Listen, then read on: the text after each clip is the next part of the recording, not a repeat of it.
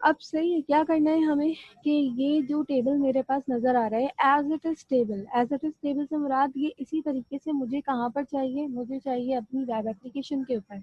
तो देखो web application के ऊपर बनाने के लिए मुझे क्या करना पड़ेगा कि अभी तो मैंने सिर्फ 2-3 फाइल्स बनाई थी, एक होम की, सही है, एक इंसर्ट की जिससे डाटा इंसर्ट हो रहा था, और एक डेबी कनेक्शन मतलब जो डेटाबेस का कनेक्शन है वो फाइल बनाई थी।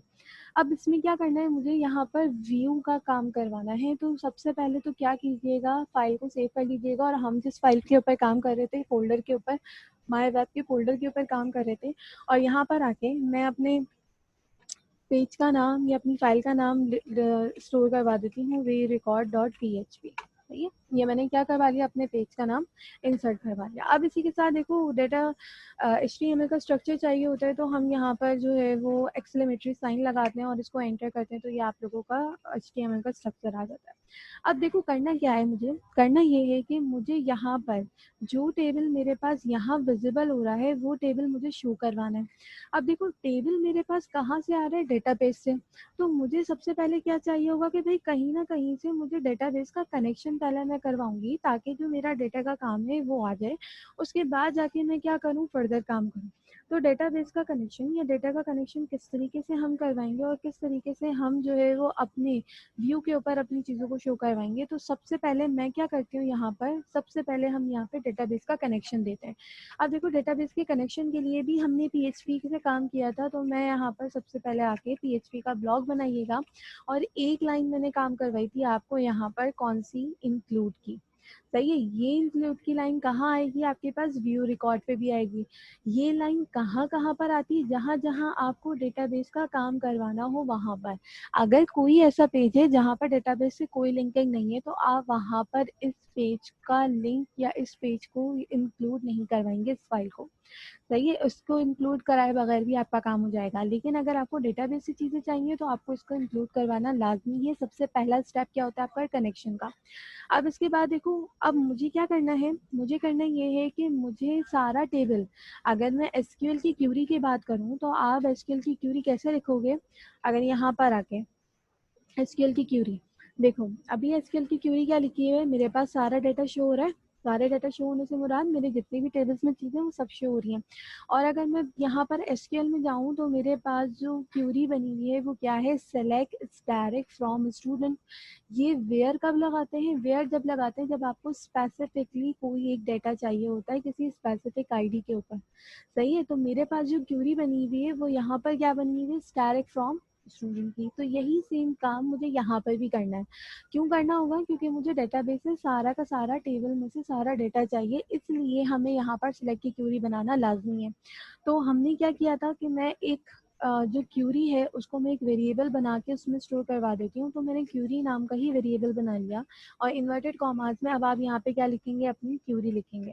तो मैंने यहाँ लिखा सिलेक्ट डायरेक्ट फ्रॉम, और टेबल का नाम मेरे पास यहाँ पर क्या लिखा है, स्टूडेंट्स, तो स्टूडेंट्स ही होगा। यहाँ जो ये आपके पास ये कहने के इन्वर्टेड कॉमास टाइप सेमीकोलन लगे हुए हैं यहाँ पर, ये आपके पास माई सीक्वल का सीक्वेंस है। सही है, काम आपका एक ही है, सिर्फ सिंटेक्स आपका चेंज है।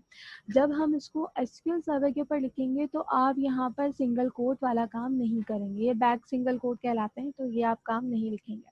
तो मैं डायरेक्टली क्या लिखूंगी यहाँ पर, स्टूडेंट्स। अब इसके बाद देखो, मुझे वेयर का क्लॉज नहीं लगाना। वेयर का क्लॉज क्यों नहीं लगाना, क्योंकि मुझे सारा रिकॉर्ड चाहिए।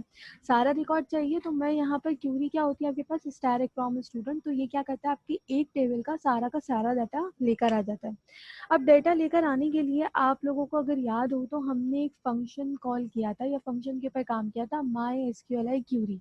माई एसक्यूएलआई क्यूरी क्या करता है आपके पास, वो ये कहता है कि आपका कनेक्शन यहाँ मौजूद है, कनेक्शन की जो मेरे पास यहाँ वेरिएबल है ये रहा, और आपके पास क्यूरी कौन सी मौजूद है, ये रही। मतलब आपको क्या करना है, इस वाले लोकल होस्ट पे रूट के यूजर पर डेमो 1 के डेटाबेस में जाना है। अब ये आधा काम बता दिया आपने। सही है, डेमो वन के डेटाबेस में जाना है। अगर मैं यहाँ पर आऊँ तो डेमो वन के डेटाबेस तक तो पहुँच गई।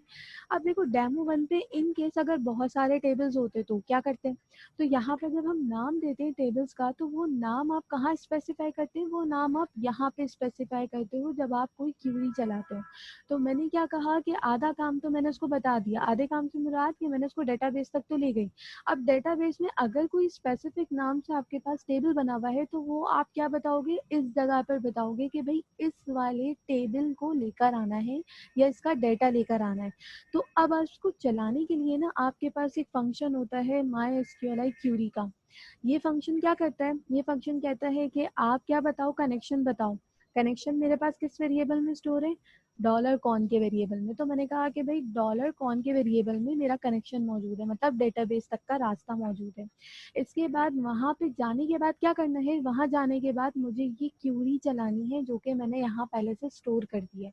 चाहे तो आप ऐसे ना करें, आप डायरेक्टली यहाँ पर भी लिख सकते हो, लेकिन जो बेस्ट ऑप्शन होता है आपके पास वो होता है कि आप वेरिएबल बना के उसमें स्टोर करवा दो, ताकि अगर आपको चेंजेस करनी पड़े या आपको कोई चीज़ 10 दफ़ा कॉलिंग करनी पड़े तो आप उसको आसानी से कॉल कर लो।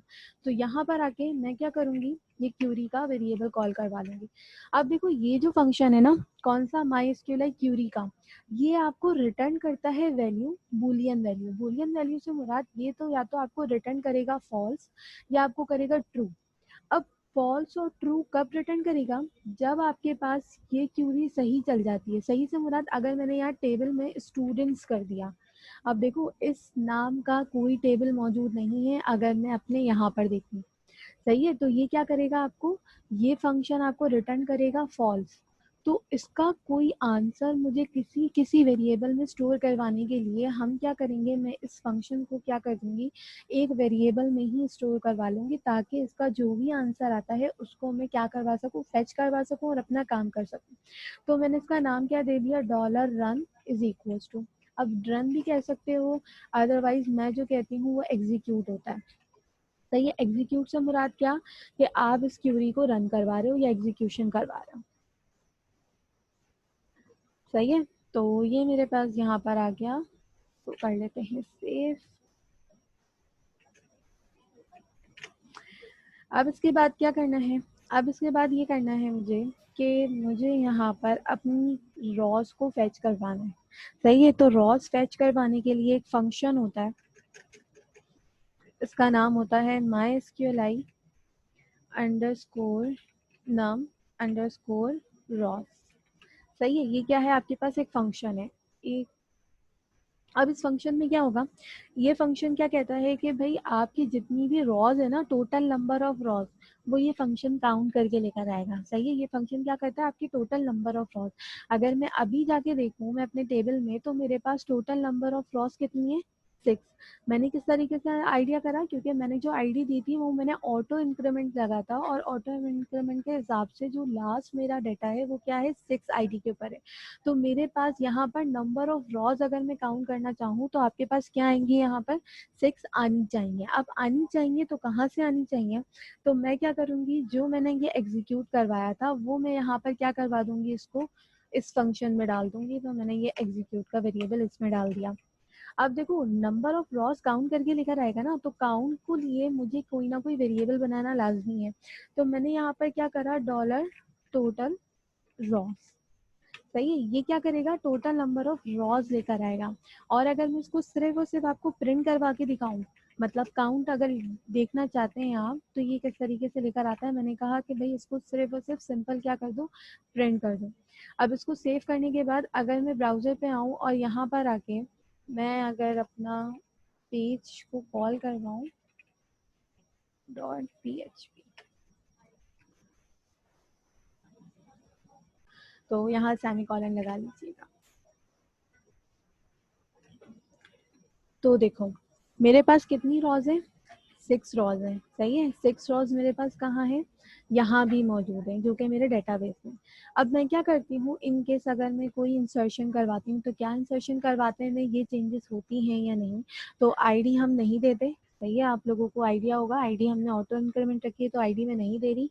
नेम में यहाँ पर दे देती हूँ लेट सपोज फहद, और सब्जेक्ट हम दे देते हैं यहाँ पर HTML, जेंडर में दे देती हूँ मेल, और जो है वो हम ईमेल दे देते हैं क्या इसका, abc.com। ठीक है, अब मैं अगर गो करती हूँ, गो करने के बाद देखो मेरे पास अगर मैं ब्राउजर पे जाऊँ अपने, तो मेरे पास कितने रिकॉर्ड्स आ गए इस वक्त, 7। यहाँ पर आके अगर मैं अपनी पेज को रिफ्रेश करती हूँ तो मेरे पास कितने रिकॉर्ड आने चाहिए, 7 रिकॉर्ड आने चाहिए, जो कि आपके पास यहाँ पे क्या है, विजिबल है। इसका मतलब क्या है कि आपने जो यहाँ पर ये कह लो कि नंबर ऑफ रॉजिंग फैच करवाई है वो बिल्कुल सही तरीके से काउंट करके लेकर आ रहा है। लेकिन देखो हमें काउंट नहीं चाहिए, हमें क्या चाहिए, हमें वो डाटा चाहिए सारा का सारा टेबल की फॉर्म में। तो फिर मैं क्या करूंगी कि मैं सबसे पहले इसको कन्वर्ट करवाऊंगी किसमें, एक एसोसिएटिव एरे में कन्वर्ट करवाऊंगी। सही है, एसोसिएटिव एरे में क्यों कन्वर्ट करवाऊंगी, क्योंकि देखो मेरे पास जो है ना वो नंबर ऑफ डेटा है। नंबर ऑफ डेटा से मुराद मेरे पास एक लाइन नहीं है, मेरे पास लेट सपोज 7-8 लाइनें हैं। अब 7-8 लाइनों को किस तरीके से पता चलेगा कि भाई कौन सी लाइन किस कब लानी है, कौन सा डाटा किसका है। अगर मैंने यहाँ पर, अगर मैं डेटाबेस में आऊँ और अगेन हम यहाँ पे देखें, तो इसमें क्या होगा कि अगर मैंने यहाँ हैदर का नाम लिखा है तो सब्जेक्ट भी इसी का आना चाहिए, जेंडर भी इसी का आना चाहिए, और ईमेल भी इसी की आनी चाहिए। ये चीज़ें कैसे पता चलेंगी, तो ये चीज़ें पता करने के लिए या इन चीज़ों को सीक्वेंस वाइज काम करने के लिए हम क्या करते हैं, अपनी जो नंबर ऑफ रॉज मैंने फैच करवाई हैं उसको हम एसोसिएटिव एरे में कन्वर्ट करते हैं। अब देखो एसोसिएटिव एरे आप लोग पढ़कर आए हो पीछे। एसोसिएटिव एरे में क्या होता है, आपके पास की और वैल्यू होती है। की से मुराद क्या है कि हमने ही कहा था कि की क्या होती है, आपके पास वो चीज जो आइडेंटिफाइबल हो। अब अगर मैं कह रही हूँ आईडी, आईडी अगर 5 है और उसका नेम निशात है, तो इसका मतलब क्या है कि आपने आईडी जो 5 वाला है वो आइडेंटिफाइबल है। सही है, नेम आपके पास क्या है, निशात है अगर, तो निशात आपके पास क्या है, आइडेंटिफाइबल, आपके डेटाबेस में स्टोर है। इसी तरीके से सब्जेक्ट आपकी अगर की है और सब्जेक्ट में यहाँ लिखा है PHP, तो यहाँ पर जो रिकॉर्ड आ रहा है वो आपके पास क्या है, बिल्कुल सही तरीके से विजिबल हो रहा है। तो इन सब चीज़ों को करने के लिए मुझे यहाँ पर क्या करना पड़ेगा, अपने रिकॉर्ड को सबसे पहले एसोसिएटिव एरे में कन्वर्ट करना पड़ेगा। और एसोसिएटिव एरे में कन्वर्ट करने के लिए क्या करूँगी मैं, कि एक फंक्शन होता है यहाँ पर, मैंने यहाँ लिखा MySQLi, ठीक है, अंडरस्कोर फैच, और फैच के बाद दोबारा अंडरस्कोर, और ये होता है असॉर्ट। सही है, असॉर्ट मतलब एसोसिएटिव। और अंदर इसको जो है वो ये कह लें कि राउंड ब्रैकेट के अंदर आप यहाँ पे क्या लिखेंगे, यहाँ पर आप जो है वो यहाँ जो आपने एग्जीक्यूट कराया है आप वो लिखेंगे। एग्जीक्यूट क्यों करवाया, क्योंकि देखो अगर जितने भी नंबर ऑफ रॉज मेरे पास सेलेक्ट होकर आई हैं इस टेबल में से, वो कहाँ जाके स्टोर हो रही हैं, वो यहाँ जाके स्टोर हो रही हैं। तो इसमें जो भी डाटा आ रहा है वो मैं किस में कन्वर्ट करवा रही हूँ अपने पास, वो मैं कन्वर्ट करवा रही हूँ एसोसिएटिव एरे में। तो मैं यहाँ पर कौन से वेरिएबल का नाम लिखूंगी, एग्जीक्यूट का। सही है, या आप कुछ भी लिख सकते हो, इसमें कोई ऐसा मसला नहीं है, आप वेरिएबल्स किसी भी नाम के बना सकते हो। मैंने यहाँ पर आई और मैंने ये कह लें एग्जीक्यूट का वेरिएबल अपना यहाँ पर लिख दिया। और अब क्या करना है, देखो हर फंक्शन का कोई ना कोई आउटपुट आएगा, तो आउटपुट को स्टोर करवाने के लिए मैं क्या करूँगी, इसको एक वेरिएबल में स्टोर करवा दूंगी जिसका नाम मैं रखती हूँ डॉलर डेटा। डॉलर का आपको पता होगा कि वेरिएबल बनाते वक्त हम यहाँ पे लिख रहे होते हैं। अब अगर आपको देखना हो, देखने से मुराद आपको अगर देखना हो कि भाई एसोसिएटिव एरे में कन्वर्ट भी होकर आ रहा है या हम बिला वजह से फंक्शन लगाते जा रहे हैं, तो उसको देखने के लिए एक फंक्शन होता है प्रिंट, प्रिंट आर का फंक्शन। प्रिंट आर का फंक्शन मैं क्यों कर रही हूँ, अगर आप लोगों को याद हो तो एसोसिएटिव एरे को प्रिंट करवाने के लिए हमने लूप लगाया था। सही है, और एक उसका शॉर्टकट मेथड होता है क्या, कि आप पूरी एसोसिएटिव को प्रिंट करवा लें तो वो इको से प्रिंट नहीं होती, नॉर्मल इको से प्रिंट नहीं होगा। तो उसके लिए हमारे पास होता है प्रिंट आर का फंक्शन जो आपकी एसोसिएटिव एरे को प्रिंट करवाने के काम करता है। और अगर मैं यहाँ पे आके डॉलर डेटा लिखूँ, सही है, तो आप लोग आउटपुट देखिएगा कि आउटपुट आपके पास क्या आ रहा है। यहाँ पर आते हैं और इसको मैंने रिफ्रेश करा, तो देखो थोड़ा सा गौर करना, इसने क्या करा, अभी सिर्फ और सिर्फ पहली आईडी को सिलेक्ट करा है। सही है, पहली आईडी को सिलेक्ट करा, क्या 1, नेम क्या लेकर आ रहा है, हैदर, सब्जेक्ट इसका HTML, मेल इसका, जेंडर ये हो गया, और ईमेल आपके पास यहाँ पर है। इसने क्या करा, उस एक रिकॉर्ड को अभी क्या सिलेक्ट करके ला रहा है, एक रिकॉर्ड। अब देखो यहाँ जो स्क्वायर ब्रैकेट के अंदर है ये क्या है आपके पास, ये आपकी की है। की के बाद मैंने क्या बताया था कि इस तरीके से इज इक्वल्स टू और ग्रेटर देन का सिंबल आपके पास डिनोट करता है कि आप की को कोई वैल्यू असाइन कर रहे हो, जो कि वैल्यू यहाँ पे क्या दे रहा है 1। यहाँ पर भी क्या है हैदर की आईडी 1। इसी तरीके से यहाँ पर नेम आपके पास ये है, तो नेम यहाँ पर क्या आ रहा है हैदर। सब्जेक्ट क्या है उसका HTML, जेंडर आपके पास ये आ गया, ईमेल आपके पास ये आ गई। इसका मतलब क्या है कि आपका ये वाला जो फंक्शन है, कौन सा वाला फंक्शन, ये वाला जो फंक्शन है ये एक रॉ लेकर आ रहा है, लेकिन आपने क्या कहा है कि भाई मुझे तो मल्टीपल रॉस चाहिए। मल्टीपल रॉस से मुराद क्या है कि मुझे तो पूरे डेटाबेस का चाहिए ना, मुझे एक रॉ तो नहीं चाहिए। मैं तो चाह रही हूँ कि भाई जिस तरीके से यहाँ टेबल बना हुआ है वही सेम टेबल मेरे पास आपकी वेब एप्लीकेशन पे बनना चाहिए। तो फिर उसके लिए क्या कर सकते हैं, उससे पहले हम क्या करते हैं, यहाँ जो एसोसिएटिव एरे है उसको हम कन्वर्ट करवाते हैं किसमें, अपने जो है वो टेक्स्ट में, या ये कह लो अपना जो फॉर्मेट है उसमें हम उसको प्रिंट करवाते हैं, क्योंकि हमें एसोसिएटिव एरे नहीं चाहिए। मुझे क्या चाहिए, मुझे चाहिए लिखा हुआ हो 1, मतलब आईडी क्या हो 1, नेम क्या हो यहाँ पर हैदर, सब्जेक्ट आपका ये हो, मेल और जेंडर ये हो और ईमेल ये हो। सही है। तो इसका काम करने के लिए क्या करना होगा हमें, कि मैं यहाँ पर आती हूँ, मैं इसको भी कमेंट बना दूंगी, क्योंकि मुझे एसोसिएटिव एरे नहीं प्रिंट करवानी, मुझे ना इसकी की चाहिए ना उसकी वैल्यू चाहिए। मुझे सिर्फ जो काम है वो क्या है, उसका वैल्यू दिखाओ और भाई उसको एक ये कह लें टेबल के फॉर्मेट पे कन्वर्ट करके दे दो। तो फिर उसके लिए एक ऑप्शन ये है कि आप यहाँ पे करें इको। इको करने के बाद देखो यहाँ पर वेरिएबल कौन सा था, डेटा।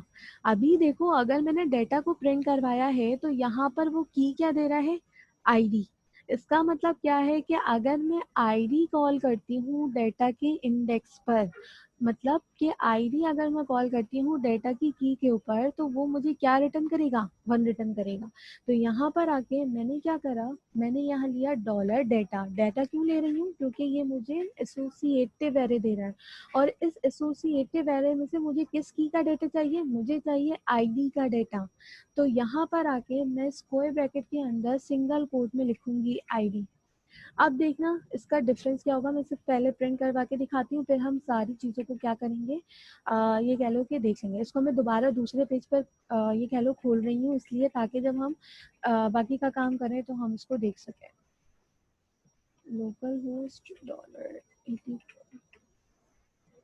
सही है। और इसको मैं एक दफ़ा और अलग पेज पे करवा रही हूँ, माई वेब स्लैश, यहाँ पर आ जाएगा आपके पास व्यू रिकॉर्ड। सही है। तो देखो ये मुझे अब क्या रिटर्न कर रहा है, ये मुझे रिटर्न कर रहा है 1। इसका मतलब क्या है कि ये जो आईडी अगर मैंने इस तरीके से डॉलर डेटा और इसकी जो की मैंने यहाँ आईडी लिखी है, ये अगर मेरे पास यहाँ पर 1 रिटर्न कर रहा है, तो इट्स मीन्स कि आपका काम सही तरीके से हो रहा है। अब मुझे क्या चाहिए इसमें से, मुझे की चाहिए नेम की, मुझे किसकी की चाहिए, सब्जेक्ट की, फिर मुझे किसकी चाहिए, जेंडर की, और फिर मुझे किसकी चाहिए की, ईमेल की। मतलब मुझे इनकी वैल्यूज चाहिए, मुझे डाटा नहीं देना खुद से, मुझे इनकी वैल्यूज फैच करवानी है इस यूजर से। तो यहाँ पर आके एक हम कॉन्कैटिनेशन का मेथड अप्लाई करते हैं, जो कि हम मोस्टली चीज़ों में अप्लाई कर रहे होते हैं ये स्पेसिंग देने के लिए। तो अगेन मैं अब सारा काम इसी तरीके से करूँगी। मैंने लिखा डॉलर डेटा, सही है, डॉलर डेटा। अब देखो मुझे क्या की चाहिए, मुझे की चाहिए, मुझे चाहिए नेम। सही है, मुझे चाहिए हैदर लिखा हुआ है, लेकिन मुझे की क्या देनी पड़ेगी, इसको नेम की देनी पड़ेगी। तो मैं यहाँ पर आई और स्क्वायर ब्रैकेट के अंदर मैंने यहाँ लिखा नेम। सही है। अगेन कॉन्कैटिनेशन करवाया स्पेस के लिए, तो यहाँ पर मैंने स्पेस दिया, डॉट और डॉलर डेटा। डेटा के बाद अब मुझे किसका डेटा चाहिए, मुझे चाहिए इसका सब्जेक्ट। तो सब्जेक्ट में HTML नहीं लिखूंगी, मैं लिखूंगी इसकी की, जो कि क्या है मेरे पास सब्जेक्ट है। अब देखो यहाँ पर एक चीज ये है कि सब्जेक्ट आपके पास जो है वो स्मॉल और कैपिटल का मसला है, तो ये चीजें आप लोग देख के काम कीजिएगा।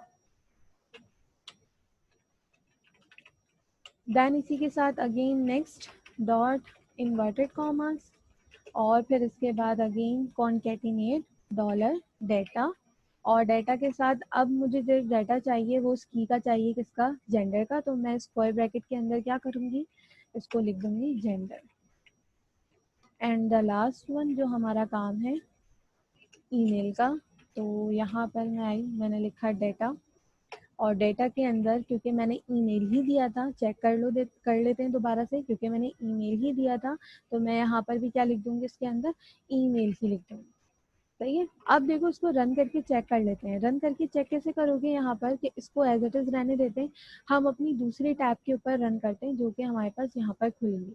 अभी देखो मैंने आईडी प्रिंट करवाई थी तो वो मुझे क्या दे रहा था, 1। अभी अगर मैं रिफ्रेश करती हूँ तो देखो 1, हैदर जो नाम था उसका, सब्जेक्ट, जेंडर और ईमेल। मतलब आपके पास जो आपका पहला काम था, जो आपका मेन टास्क था, वो क्या हो गया कि आपने एक रॉ फैच करवा ली।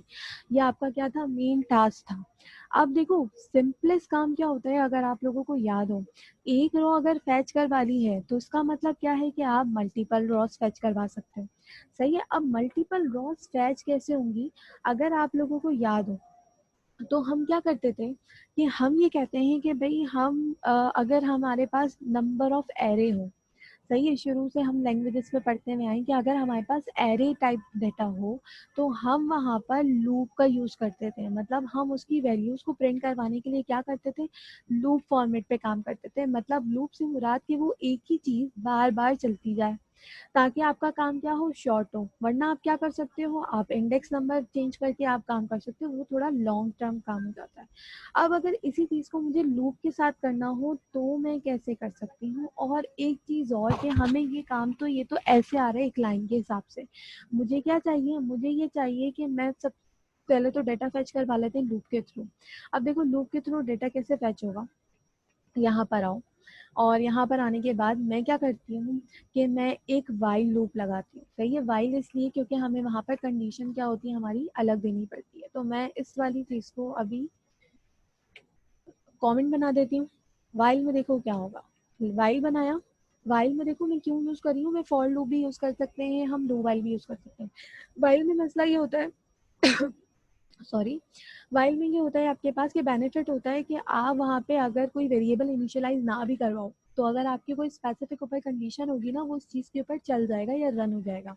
सही है। तो यहाँ पर देखो मैं वाइल में आई, और वाइल में आने के बाद मैं यहाँ पर एक कंडीशन लिखूंगी जो कि मेरी यहाँ पर ये रही। कौन सी कंडीशन, जो मैंने एरे एसोसिएट करवाई है, इस पूरे को मैं कॉपी करूंगी और यहाँ से ले जाके मैं इसको क्या कर दूंगी, कमेंट। यहाँ से क्यों कमेंट करेंगे, क्योंकि मुझे अब ये वाली जो एक रॉ है, कौन सी रॉ, जो कि यहाँ पर आ रही है, मुझे एक दफा नहीं चाहिए, मुझे कितनी दफा चाहिए, मल्टीपल टाइम्स। मल्टीपल टाइम्स क्यों चाहिए, क्योंकि मेरा डाटा मल्टीपल है। तो यहाँ पर आके मैं अब वाइल के अंदर अपनी पूरी कंडीशन जो है वो क्या कर दूंगी, पेस्ट, और यहाँ से सेमी कॉलन हटा दीजिएगा, अदरवाइज ये आपके पास एरर देगा। और यहाँ पर आने के बाद मैं क्या करूँगी, जो मैंने यहाँ पर कॉपी करवाया था इसको मैं यहाँ से कॉपी करती हूँ और इसको वाइल के अंदर पेस्ट कर देती हूँ। और एक लास्ट काम इसमें कि आप बी आर लगा लीजिएगा, बी आर इसलिए ताकि नेक्स्ट लाइन पर आए। सही है। अभी सिर्फ हम क्या करें, चेक कर रहे हैं कि अगर एक रॉ फैच हो सकती है तो उसका मतलब ये है कि सारी रॉस फैच हो सकती हैं जो कि आपके पास कहाँ है, यहाँ पर मौजूद है। तो मैंने यहाँ पर कंडीशन अपनी लगा ली है। मैं सिर्फ क्या करती हूँ, यहाँ पर आके रिफ्रेश करके चेक करती हूँ कि क्या मेरे पास सारा डाटा आ रहा है या नहीं। अब वो टेबल फॉर्म में कैसे होगा उसको हम देखेंगे बाद में, पहले ये वाला काम हम करके देखते हैं। तो देखो जैसे ही मैंने रिफ्रेश किया तो मेरे पास कितने रिकॉर्ड थे, यहाँ पे 7 रिकॉर्ड थे। यहाँ पर भी आपके पास कितने आ गए, 7 रिकॉर्ड्स आ गए। इसी के साथ देखो 7 रिकॉर्ड के साथ जो जो डाटा मैंने डाला था as it is same data मेरे पास यहाँ आ गया है। इसका मतलब क्या है कि आपने जो फैचिंग का काम किया है वो एज इट इज सही किया है, आपका काम बिल्कुल सही तरीके से चल रहा है। ठीक है। इसके आगे का काम, इसमें जो हम टेबल्स वगैरह ऐड करेंगे वो हम फिर नेक्स्ट सेशन में करेंगे।